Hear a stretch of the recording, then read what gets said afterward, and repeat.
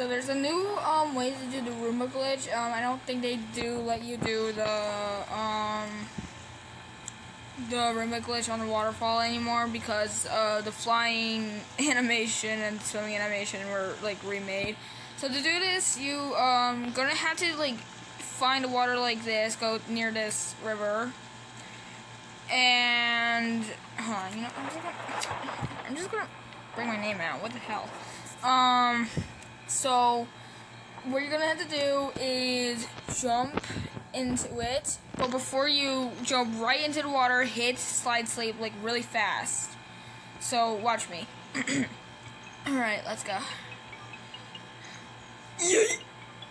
Okay, no, I did that way too early. Okay. Okay, and you see you're exactly side sleeping in the water. So this could be like, this is a new way to do the Roomba glitch, and you can actually see that my head is just going under the ground. And this is what it looks like. This is what the Roomba glitch used to look like when you're flying and while side sleeping. It's so cursed. Hold on, can I, hold on, I want to see something. Okay, yeah, there is a new way to do this. Roomba drowned sandwing. We'll call it that. I haven't really made a story of about the drowned sandwing yet. But I did exactly release some lore about him. I'm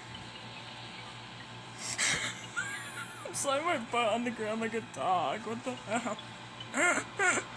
Okay, yeah, it's kind of cursed.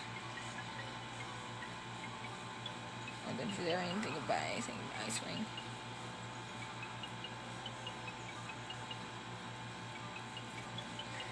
Oh god, they're talking about that song, Daisy Bell. No, that song that goes, Daisy, Daisy, give me your answer to, or something like that. Wait, what? Roleplay? They're doing washed up roleplay.